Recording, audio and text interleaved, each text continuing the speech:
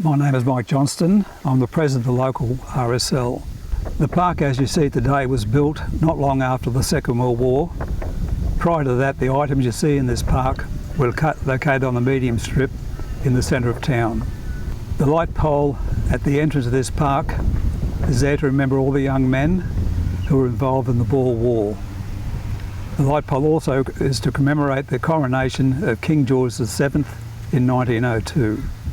There is another memorial in town located at the swing bridges over the Dee River. This was constructed by the 42nd Battalion Royal Queensland Regiment to remember Private Victor Jones. He was the first Australian to be killed in the Boer War, and Victor was employed by the Mount Morgan Gold Mining Company. The cenotaph was built in the park and dedicated to the Mount Morgan people killed on active service.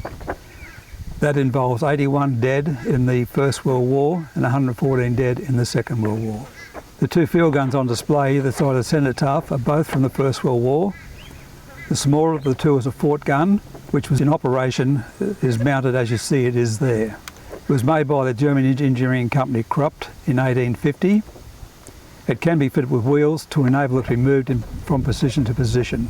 In 1900, Turkey bought 100 of these guns, brought out the rifling and the barrel to change them from a standard artillery piece to a canister gun. The gun is one of 9 that was captured by Light Horse at the charge of the Beersheba, and is one of 3 that was brought to Australia. The other is a German howitzer of the same vintage. This piece was used against the Australians on the Western Front. It was captured by Australian troops, but not before the retreating Germans destroyed the barrel. There are 4 other items interested in town, and they are, at the old Scout Den, is the Meekfen bell.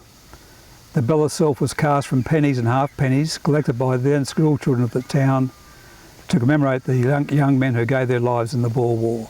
In the Community Services Hall, there's a framed Australian flag that was used on the Western Front in the First World War to drape the coffins of dead soldiers prior to burial. Also at the Community Services Hall is a large bronze plaque given to the RSL at the time by the Red Cross commemorating the town's young men who did not return from the First World War.